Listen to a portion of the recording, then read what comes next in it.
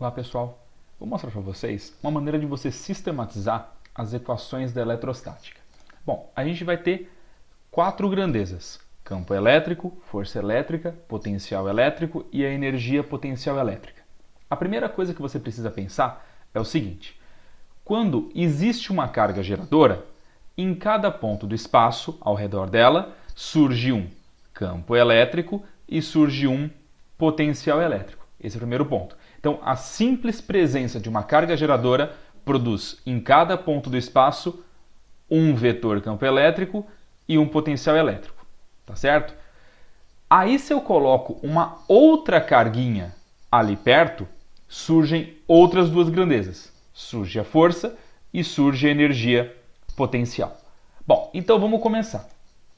Campo a gente simboliza por E, força por F, potencial por V e energia potencial por EP. Beleza. Bom, a primeira coisa que você precisa pensar é o que tem em comum em todas as fórmulas? É o K. É aquela constante eletrostática do meio. Aí você tem que pensar o seguinte: existe uma carga geradora. A simples presença da carga geradora produz em cada ponto do espaço um campo e um potencial. Então, o campo elétrico e o potencial elétrico só dependem da carga geradora. Só depende da carga geradora e da distância que eu estou dela. Então, na fórmula, só vai a carga geradora. A força e a energia depende da carga geradora e da outra carga que eu coloquei ali, que eu vou chamar de carga de prova. Então, na fórmula, tem que ir as duas cargas. Tudo bem? Bom, só que campo e força são grandezas vetoriais. Se são grandezas vetoriais, você não pode ter uma intensidade negativa, tá certo? Não pode ter intensidade negativa. Então, nas grandezas vetoriais, eu preciso colocar o módulo, tá certo? Nas escalares, não. Escalar pode ser negativo. Nas vetoriais, eu preciso colocar o módulo, tá certo?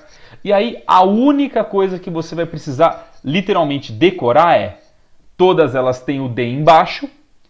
Quando é vetorial, é D quadrado. É a única coisa que você precisa decorar, tá certo? Então, ó, repassa aqui comigo.